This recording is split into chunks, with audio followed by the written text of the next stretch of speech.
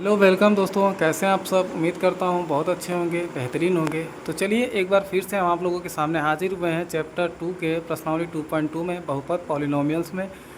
ठीक है, चलिए देखते हैं कि प्रश्न नंबर 4 जो कि एग्ज़ाम के रिलेटेड बहुत ही इम्पॉर्टेंट क्वेश्चन है, इसलिए मैं आप लोगों को हर वीडियो में बताया हूँ कि मैं उन्हीं क्वेश्चन को कवर करूँगा जो एग्ज़ाम के हिसाब से इम्पॉर्टेंट हो, एग्ज़ाम में आने के लायक हो।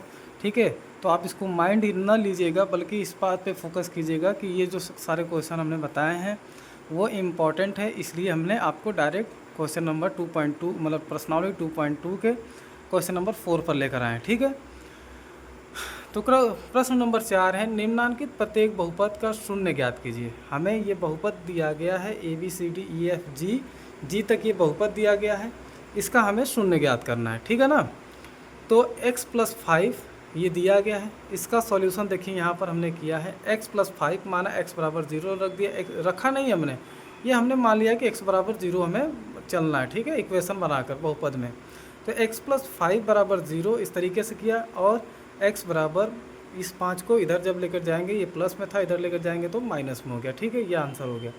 बी वाला है x-5, x-5 है, तो x-5 बराबर 0, x बराबर -5 उधर जाएगा तो 0 हो जाएगा।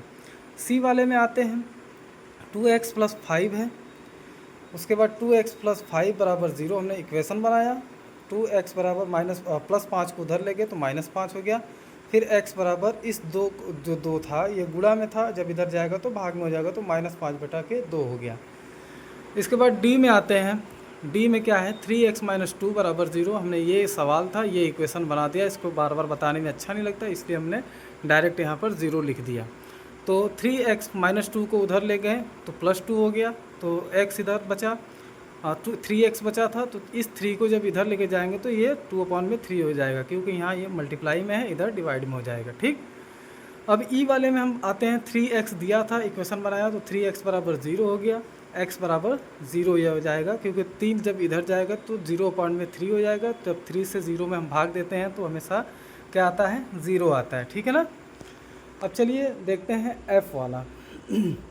f वाले में क्या कह रहा है, ax, ये सवाल दिया गया है, यहाँ पे बताया गया है कि a जो है ना वो 0 नहीं होना चाहिए या 0 नहीं है। ठीक है, तो यहाँ पे हमने ax बराबर 0 इक्वेशन बनाया, इसके बाद x अपने स्थान पर है, a को जब इधर ट्रांसफ़र किए तो ये 0 में a हो जाएगा, जैसे इस क्वेश्चन में हुआ था, इसमें उसी तरीके से इसमें हो जाएगा। a बराबर 0, तो जब a का भाग 0 में देंगे तो 0 हो जाएगा, तो x बराबर यहाँ पे आपका 0 आ गया। चलिए लास्ट क्वेश्चन है आपका g, यहाँ पे दिया गया है cx+d। पहले इस क्वेश्चन को मैं यहाँ पे दिखाता हूँ पूरा।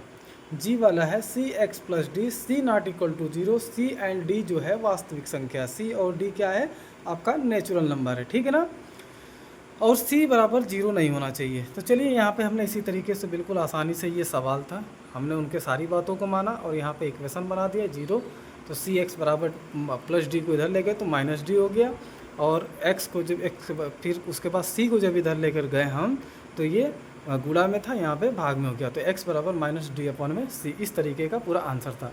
तो उम्मीद करता हूँ दोस्तों कि एक बार फिर से आप लोग इस पूरे सवाल को देख लें और इसका क्या करें, स्क्रीनशॉट ले लें, स्क्रीनशॉट ले लें। उसके बाद हमें कमेंट में बताएं, कोई दिक्कत परेशानी हो तो आप एक बार कमेंट में हमें बता दें, ताकि मैं उस कमेंट्स के ज़रिए आप लोगों को आपके डाउट को क्लियर कर सकूँ। मिलते हैं अगले नेक्स्ट वीडियो में, तब तक के लिए जय हिंद, टेक केयर, और चैनल को सब्सक्राइब लाइक ज़रूर कीजिएगा और शेयर तो ज़रूर करिएगा, भूलिएगा नहीं। मिलते हैं अगले नेक्स्ट वीडियो में।